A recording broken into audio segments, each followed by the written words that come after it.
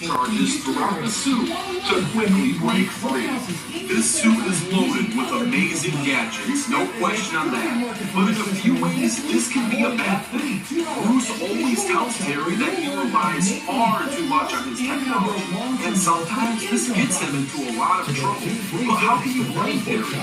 Why lift weights when you have a suit that gives you 10 times the strength? Why practice stealth tactics when you have a suit that turns invisible? Why dodge gunfire when you have a suit that can power out the room? And thanks to Bruce's old age and compared to the other members of the Bat family, Terry is the least trained member. But then again, why train when you have the tech that can train for you? Terry's head-first strategy may not be the best for a detective, but for a brawler, he can easily power through many situations. Overall, Batman Beyond has the technology capable of defeating enemies that the original Batman could never beat. And as the infamous you're recording it because I'm recording it. Terry doesn't have Bruce's Go away. but he does have his heart. 10% off promotion. It's easy to start today. Trust the expert. Free consultation. Moving on from that flying Ronin, let's talk about the Rat. Location. And in the year 1992, Marvel released an imprint of comics. You was already doing what I was doing.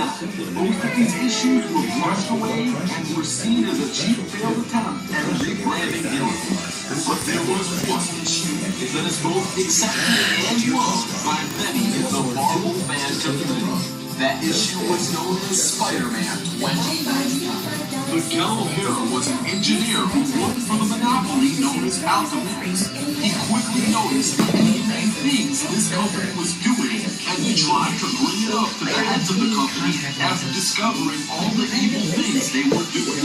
As suspected, the company did what any evil company does. They secretly tried to poison their workers who are brainwashed sheep.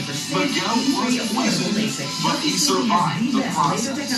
However, his DNA was spliced with the genes of a spider, and he gained several powers.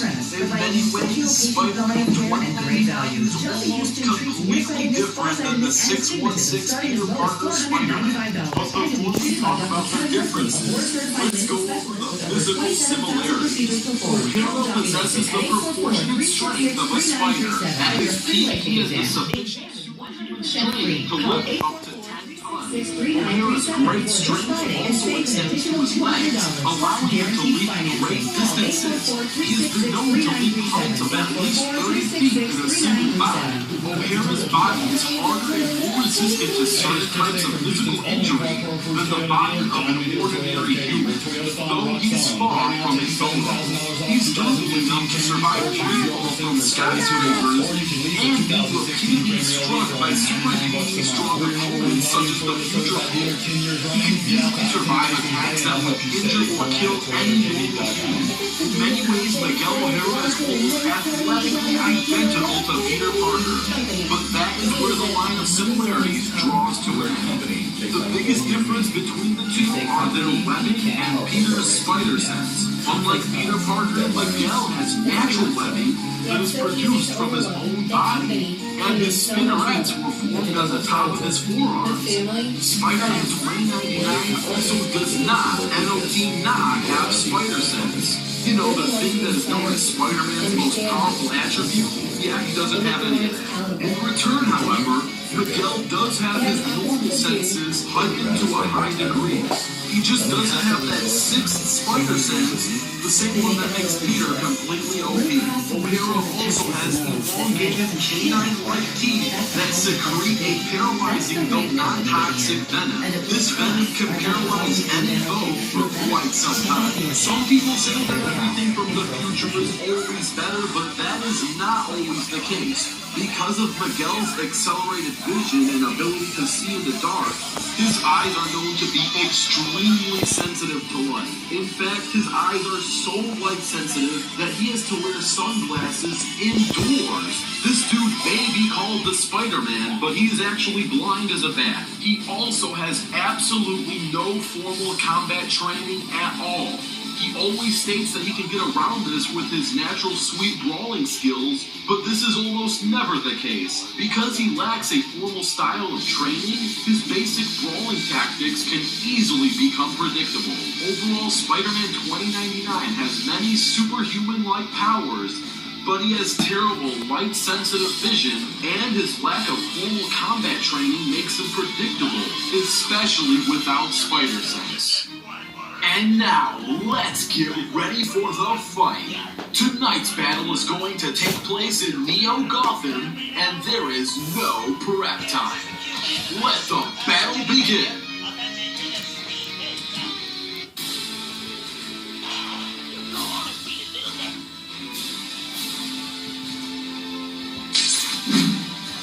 Isn't this romantic? Let's dance.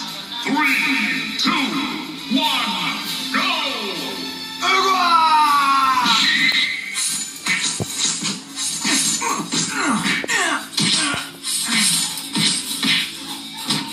So long. Don't leave me hanging now. Here's a chill, don't it?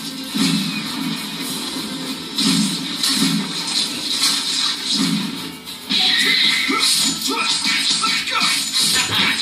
Yeah! In your face! Gotcha! Neo, loser! You're not done yet!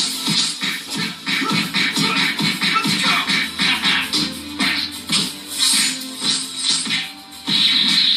Here comes Spidey! Red wing!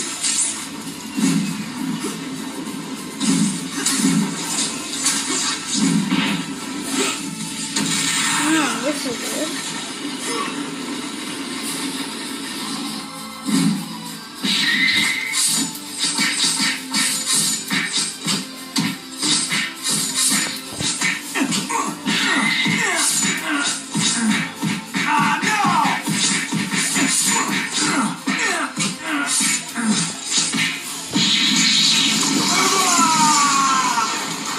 With great power comes a great detail. Get the hell out of my face.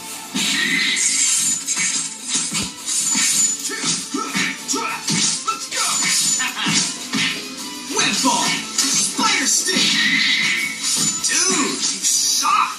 Maximum spider!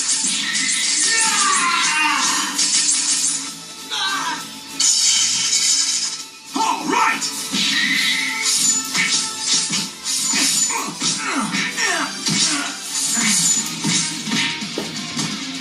So long! Here comes Spidey! Web swing!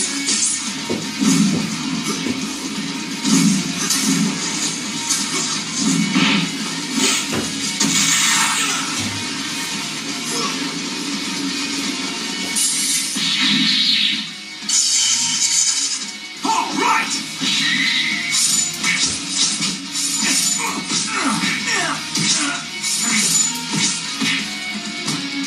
So long! It's all or nothing!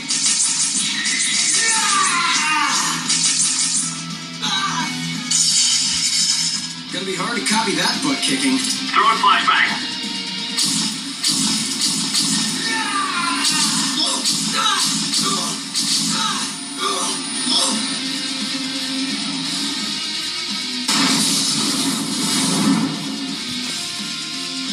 What a letdown.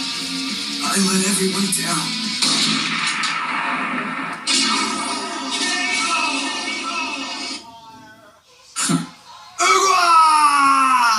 Ouch! It looks like Spider-Man went out with a bang.